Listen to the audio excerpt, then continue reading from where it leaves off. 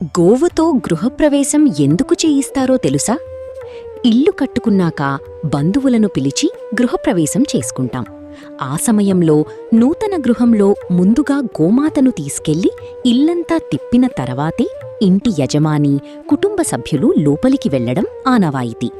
అలా మొదట గోమాతని ఎందుకు తిప్పుతారంటే, ఈ ఆచారం ఇప్పటిది కాదు, అనాదిగా వస్తున్నది. ఎందుకంటే గోవు సకల దేవతాస్వరూపం. ఆ మాత వెంటి సమస్త దేవతలు వెంట ఉంటారని శాస్త్రం చెబుతోంది. అందుకే నూతన గృహాల్లో గోవును తిప్పడం వల్ల ఆ దేవతలు కూడా మనింట్లో నడయాడతారట. అలానే గోవు మూత్రం, పేడలో లక్ష్మీదేవి ఉంటుందని నమ్మకం.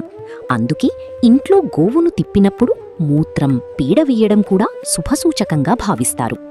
శాస్త్రీయంగా చెప్పాలంటే ఆవు మూత్రం, పేడ రెండూ కొత్తింట్లో క్రిములు, ఇన్ఫెక్షన్లు, దోమల్ని దూరం చేస్తాయి. అలానే పేడ, మూత్రం, నెయ్యి, పెరుగు, పాలు అన్నింటినీ కలిపి పంచగవ్య అంటారు. వీటిని హోమంలో వేసినప్పుడు వెలువడిన పొగ కూడా క్రిమికీటకాల్ని బయటకు పంపుతుంది, వాతావరణంలోని విషవ్యర్థాలను పారదోలుతుంది. మరి అప్పుడే కదా మనం ఇంట్లో ఆరోగ్యంగా ఉండేది. అందుకే గృహప్రవేశం సమయంలో ఆవుకు అంత ప్రాధాన్యం. వీడియో నచ్చితే లైక్ చెయ్యండి, షేర్ చెయ్యండి, కామెంట్ చెయ్యండి, ఛానల్ని ఫాలో చెయ్యండి, సబ్స్క్రైబ్ చెయ్యండి.